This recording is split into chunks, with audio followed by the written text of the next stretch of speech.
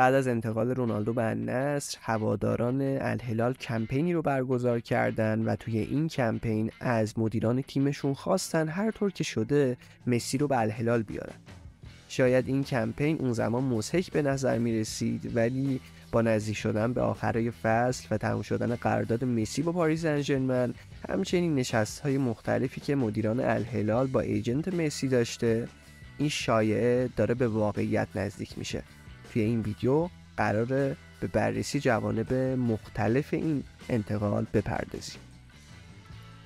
روزنامه مارکا مدعی شد که سران دولت عربستان خوشبین هستند که لیونل مسی راهی الهلال میشه. در شرایطی که هنوز وضعیت لیونل مسی برای فصل بعد نامشخصه، روزنامه مارکا مدعی شده که مدیران ورزشی و سیاسی عربستان به جذب فوق ستاره آرژانتینی امیدوارند و گذر زمان هم روز به روز این امیدها رو به حضور کاپیتان آرژانتین در خاورمیانه افزایش داده.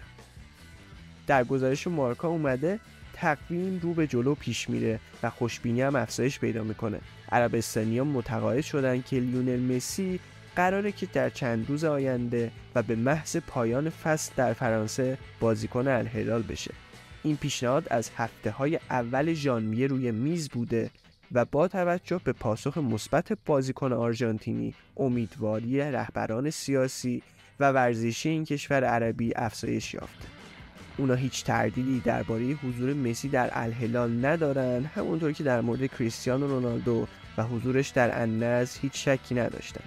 دولت عربستان میخواست دوئل مسی رونالدو رو تکرار کنه و طبق اخباری که از ریاض منتشر شده این آرزو بسیار نزدیک به واقعیت به نظر میرسه.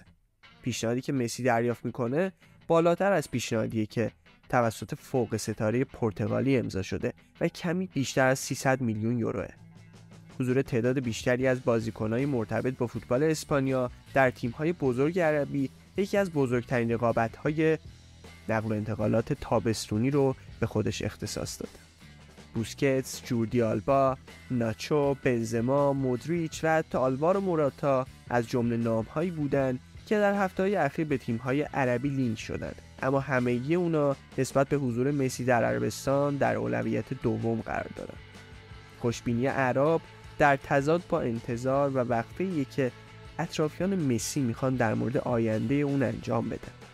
چیزی شبیه به اونچه که با کریستیانو رونالدو و تا چند روز قبل از آخرین سفر اون به ریاض رخ داد. علاوه بر این، بارسلونا همچنان به عملیات بررسی و آنالیز صورت‌های مالی و اقتصادی برای دریافت تاییدیه لالیگا ادامه میده. زمان در حرکت و این به نفع بارسا نیست.